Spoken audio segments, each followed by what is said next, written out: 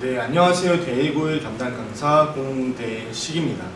이번에 기말고사 어떻게 출제되었고 2학기 때 우리가 어떤 준비를 해야 될지 말씀드리려고 분석 영상 준비했습니다.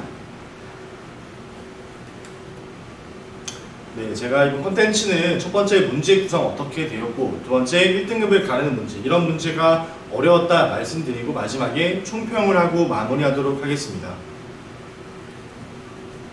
자, 이번에 문제 구성을 보시면 객관식 24문항에 서술형 8문항이 나왔습니다. 서술형 문항이 조금 많죠. 이번에 중세국어도 들어가고 하다 보니까 좀 많아졌습니다.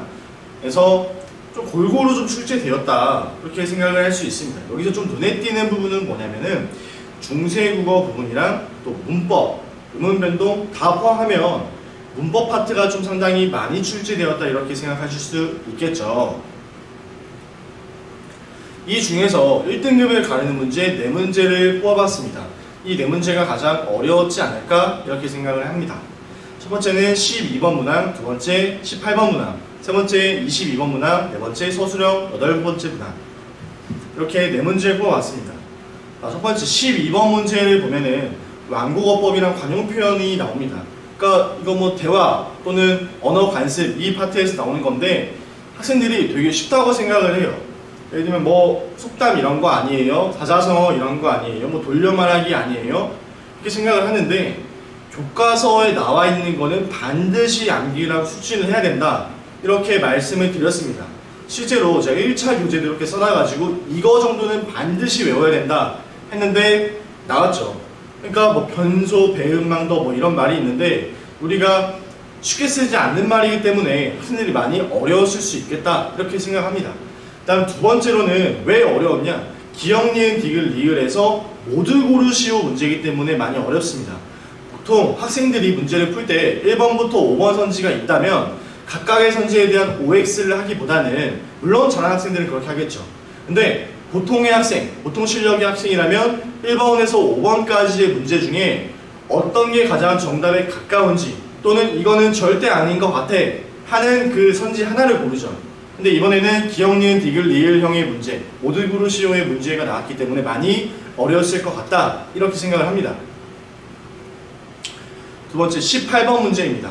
28자 중세국어에 대한 문제인데 중세국어 암기할 부분이 참 많았죠. 그래서 그거를 반드시 암기했어야 됐고 암기를 일단 맞출 수 있는 문제인데 워낙 암기할 양이 많기 때문에 많은 학생들이 어려워했을 수 있다 이렇게 생각을 합니다. 그래서 보시면 제가 직보교재에 써놨습니다. 뭐 이게 초성 뭐 어떻게 돼가지고 기본자가 어떻게 돼서 상용 문자이면서 뭐 과액자이면서 이체자이면서 지금은 이게 쓰이냐 안 쓰이냐 이런 말을 했었는데 그게 그냥 그대로 나왔죠. 그러니까 이걸 통해서 뭘 알 수 있다 라기보다는 그 자체를 암기하는 게 되게 중요했다 이런 걸 알 수 있겠습니다. 다음 22번 문제입니다. 22번 문제는 이제 음운변동 문제인데 음운변동은 중간고사에 이어서 기말고사에도 출제가 되었습니다. 아마 선생님들께서 이 수능에 자주 나오는 파트이기 때문에 학생들이 중간고사 끝났다고 공부를 소홀히 할까봐 아마도 내신 것 같습니다. 이것도 역시 제가 준비를 했고 직보교재에 보면은 정확히 어떤 현상이 어떤 규칙 또는 어떤 조건에 의해서 나타나더라 라는 게 정확히 쓰여 있죠. 그래서 이게 된다 뿐만 아니라 이게 어떤 조건에서 어떤 이유로 인해서 어떤 의문으로 바뀌더라까지 이 세 가지, 첫 번째 뭐에서 시작했다, 두 번째 어떤 조건에서, 세 번째 어떤 의문으로 변화했다까지 정확하게 알아야 된다 라는 걸 알려주는 문제였죠. 그래서 의문변동이라고 발음만 하면 된다 이게 아니라 의문변동의 조건이랑 그 변화 양상까지 파악하는 문제가 중요했겠죠. 다음 마지막 서술형 8번 문제입니다. 그래서 뭐 나는 여기에 있는 것이 낫겠다 해서 이제 품사 문제인데 품사가 이제 부교재에서 출제가 되어 있습니다. 이제 개념 있는 국어 영역이라고 해서 대1고는 뭐 항상 부교재를 쓰죠. 그래서 그 대1고에 부교재에 나와 있는 파트인데 직보교재에 그냥 품사 전체를 넣어버려서 품사에서 중요한 게 뭐니? 동사, 형용사 구분하는 거야. 그리고 한 가지의 단어라도 여러 가지의 품사 또는 성질을 가진 것도 있는데 그거를 반드시 구분해야 돼. 그 문제 반드시 나온다 라고 했었는데 그대로 나왔습니다. 그래서 서술형에 대해 좀 더 어렵겠지만 제가 동사, 형사 이런 거 구분할 때 몇 가지 케이스를 주고 야 이거 한번 해봐, 이거 바꿀 수 있니 없니 이렇게 해서 풀라고 했죠. 그래서 우리 학생들은 많이 맞췄을 거라고 생각을 합니다. 마지막에 총평을 하고 마무리하겠습니다. 첫 번째 출제 경향 말씀드리고 2학기 전망, 세 번째 제가 어떻게 준비를 했고, 네 번째 여름방학 안내, 이렇게 네 가지 말씀드리고 마무리하겠습니다.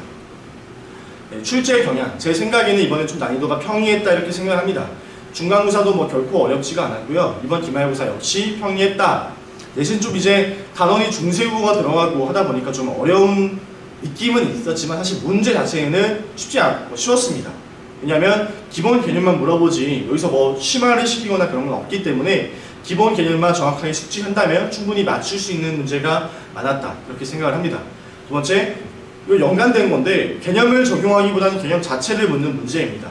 그러니까 어떤 개념을 정확하게 세세하게 알아야지만 풀 수 있는 문제가 많이 출제가 되었죠.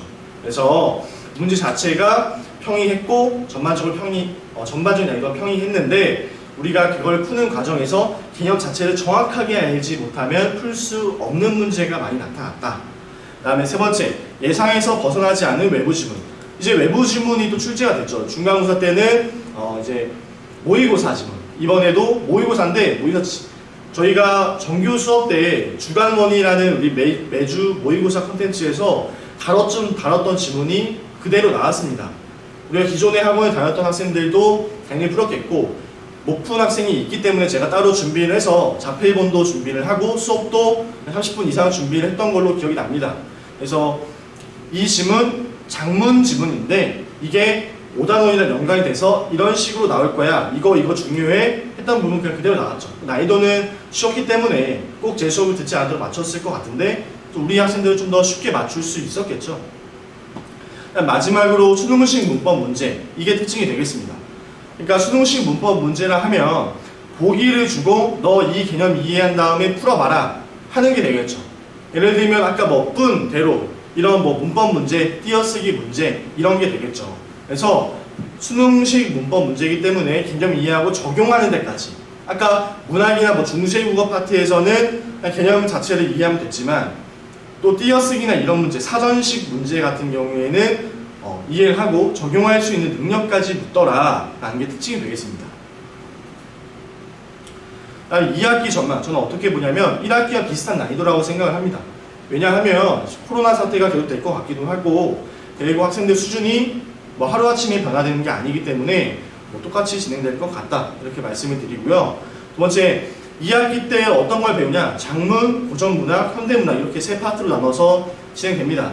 여기서 중요한 건 아무래도 고전문학이 되겠죠. 우리가 중세국어는 했지만 또 고전문학은 좀 다릅니다. 중세국어를 안다고 해서 고전문학을 읽을 수 있는 건 아니죠. 그러니까 뭐와 같냐면 우리가 한국말 할 수 있지만 시를 못 읽죠. 똑같은 거예요. 그러니까 고전문학을 따로 배워야 된다 이런 얘기죠.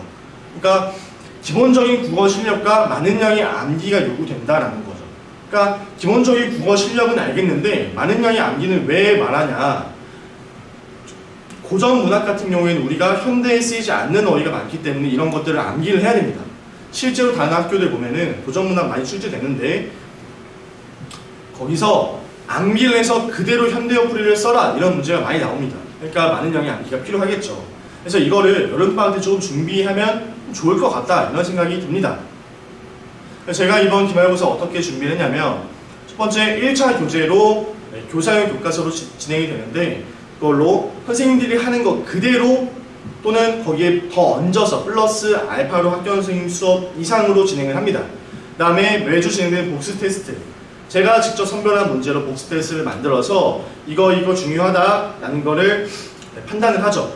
그래서 이걸 통과한다면 집에 가는 것이고 통과하지 못한다면 집에 못 가겠죠. 그래서 많이 남은 친구들은 뭐 2시간, 3시간, 4시간 이렇게까지 남은 친구들도 있었습니다.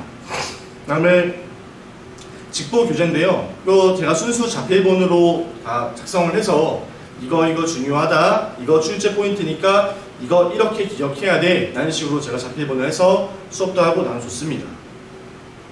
그 다음에 클리닉 과제. 클리닉 과제는 매주 나가고 적게는 100문제에서 많게는 뭐 200문제, 300문제까지 나갔는데 이거는 뭐 단원별로 다르니까 뭐 그때 나눠드리겠습니다. 다음 부교재 분석인데 이제 부교재가 항상 있기 때문에 이건 약간 수능과 연계된 거기도 하고 제가 따로 분석을 해서 수업도 하고 자필본 나눠줍니다. 문제도 추가 문제 뭐 이번에 300문제 이상 나갔던 걸로 기억을 하는데요. 이 정도만 풀어도 충분히 부교재에서 나오는 지문들 다 맞출 수 있다 이렇게 생각을 합니다. 일단 마지막으로 외부 지문이 있는데 외부 지문은 제가 자필본을 해서 나눠줬습니다. 지난 중간고사 때도 모의고사 지문이 나와서 그거 독서 2지문이었나 3지문이었나로 기억하는데 그거 역시 제가 다 분석을 해서 수업도 하고 자필본도 나눠줬습니다. 아마 많은 친구들에게 도움이 됐을 거라고 생각을 합니다. 그래서 강원이 구원에서 여름방학 어떻게 준비를 하고 있냐. 첫 번째 정규 수업입니다. 정규 수업은 기본적으로 수능 베이스로 진행이 됩니다. 그래서 뭐 문학, 독서, 문법, 화법, 작문 이 모든 영역을 다루게 되고 매주 클리닉을 통해서 실전 모의고사를 풀고 선생님들이 직접 하신 자필본을 보고 스스로 공부하고 질의응답하는 시간을 통해서 스스로 부족한 부분이 무엇이고 그것을 스스로 보완할 수 있게 그것이 안 된다면 선생님들이 도와줘서 채워갈 수 있도록 매주 그런 프로그램을 진행하고 있습니다. 근데 이번 여름방학이다 보니까 특강을 빠질 수가 없겠죠. 그래서 독서, 문법, 문학 이 세 파트 모두 준비를 했습니다. 이번에 원데이 특강이기 때문에 매일은 아니고 매주에 진행되고요. 일주일에 한 번 와서 2시간 수업을 듣고 당일날 끝나기 때문에 전혀 부담이 없는 거라고 생각합니다. 그냥 뭐 게임 한 판 더 하고 뭐 친구들이랑 놀고 그럴 시간에 학원 와서 가볍게 2시간 수업 듣고 가면은 2학기 내신에도 도움이 되는 부분이기 때문에 좀 많이 들어줬으면 좋겠습니다. 정말 준비를 열심히 했습니다. 자, 이렇게 기말고사 분석 영상을 마치겠습니다. 지금까지 들어주셔서 감사합니다.